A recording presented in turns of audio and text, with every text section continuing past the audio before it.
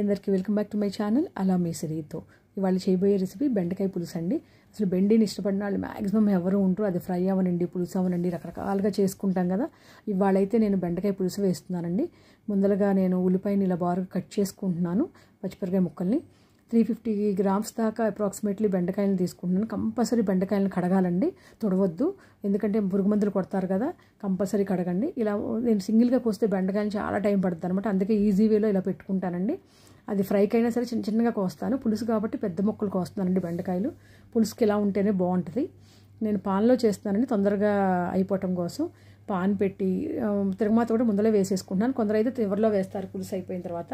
నేను పాన్ పెట్టి 2 స్పూన్లు ఆయిల్ వేసి ఈలోపు చింతపండు నానబెట్టుకోవాలి మనం. ఒక 25 గ్రామ్స్ నుంచి 30 గ్రామ్స్ దాకా. తొందరగా మనకు గుజ్జు వస్తుంది అనమాట. ఆయిల్ కాగిన తర్వాత ఆవాలు, జీలకర్ర, వెల్లుల్లిపాయలు, కరివేపాకు, పసుపు వేసి లో ఫ్లేమ్లో లైట్గా ఫ్రై చేయాలి. ఆప్షనల్ అండి, పచ్చిశనగపప్పు, సాయిమినపప్పు వేసుకోవచ్చు. నేనైతే పులుసుల్లోకి వేయను. ఇది లైట్గా పోపు వేగిన తర్వాత పచ్చిమిరపకాయ ముక్కలు, ఉల్లిపాయ ముక్కలు వేసి మీడియం ఫ్లేమ్లో పెట్టి లైట్గా ఫ్రై చేయాలి. ఇప్పుడు ఒక టమాటాని మనం ముక్కలు చేసుకోవాలంటే ఎక్కువ టమాటా వేయకూడదండి, పులుసులో ఫ్లేవర్ మారిపోద్ది, బాగోదు.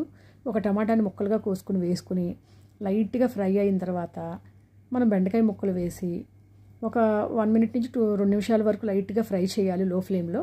అంటే మనకు పచ్చిదనం పోతుందన్నమాట. బెండకాయలది లైట్గా వేగుతాయి అనమాట ఆయిల్లో.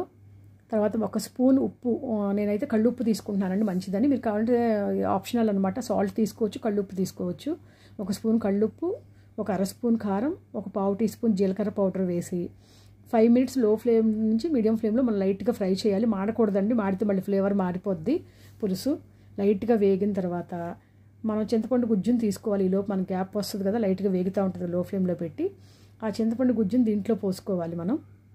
మనకి ఎంత కావాలంటే అంత అండి. అంటే మనం అన్నంలో తిన్నా, విడిగా లేదా ముద్దపప్పులో తిన్నా మనకి ఈజీగా ఉండేటట్టు, టేస్ట్గా ఉండేటట్టు మనం పులుసు పిండుకోవాలి.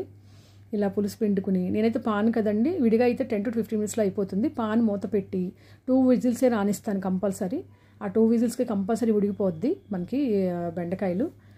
మనం ఇలాగ స్టవ్ ఆఫ్ చేసిన తర్వాత 2 నిమిషాల తర్వాత మూత తీస్తే మనకి కూర ఎంత ఉడికిందో తెలుస్తుంది. చూసారా, కరెక్ట్గా పర్ఫెక్ట్గా ఉడికింది. అదే ఎక్కువ విజిల్స్ అయితే కనుక విడిపోద్దండి. ఇప్పుడు బెల్లం వేసి కొత్తిమీర వేసి మనం లో ఫ్లేమ్లో ఒక 1 మినిట్ కనుక మనం కుక్ చేసుకుంటే బెండకాయ పులుసు రెడీ అయిపోద్దండి. అసలు ఇప్పుడు ముద్దపప్పు వండుతాను అనమాట, యమ్మీ అనమాట. మామిడికాయ పచ్చడి, ఈ పులుసు వేసుకుని తింటే సూపర్గా ఉంటుంది. నాన్ వెజ్ కూడా పనికిరాదండి, అంత యమ్మీగా ఉంటుంది. ఈ పులుసులో ఒక్కొక్కరు అయితే తిరగమాతలో అల్లం వెల్లుల్లి కూడా వేసుకుంటారండి. నేను ఆప్షనల్ ఎప్పుడో కానీ రేర్ వేయను. ఇది ఇలాగే బాగుంటుందండి. ఈ రెసిపీ నచ్చితే లైక్, సబ్స్క్రైబ్ మై ఛానల్.